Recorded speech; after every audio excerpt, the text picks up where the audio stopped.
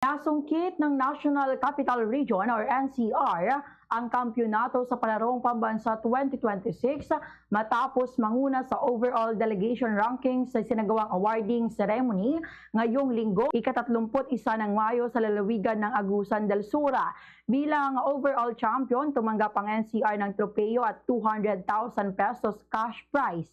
Pumangalawa naman ang Calabarzon Region 4A na nakatanggap ng tropeyo at 150,000 na cash prize, habang pumangatlo ang Davao Region na ginawaran ng tropeyo at 100,000 pesos na cash prize.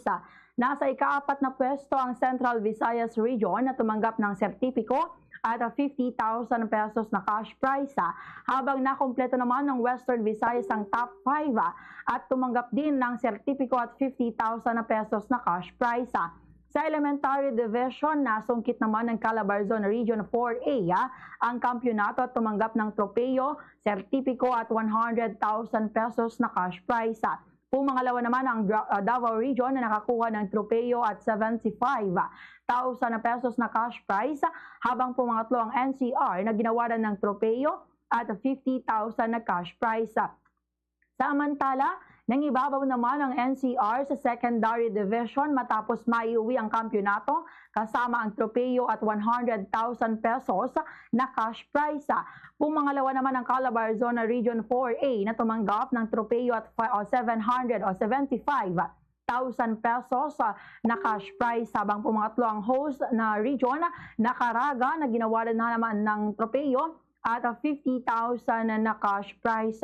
Nakapasok din sa top 5 ng Secondary Division ng Central Visayas Region at Northern Mindanao na kapwa tumanggap ng sertipiko at 25,000 pesos na cash prize. Ipinakita ng mga student athletes mula sa iba't ibang rehiyon ang kanilang husay, disiplina at sportsmanship sa buong linggo ng kompetisyon na dinaluhan ng libu-libong atleta, coach at opisyal mula sa iba't ibang panig ng bansa.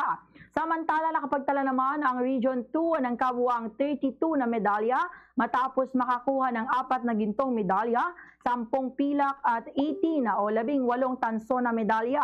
Layunin ng Palarong Pambansa na paigtingin ang pagkakaisa at kahusayan sa larangan ng palakasan ng kabataang Pilipino. Fast sa Radyo Bombo!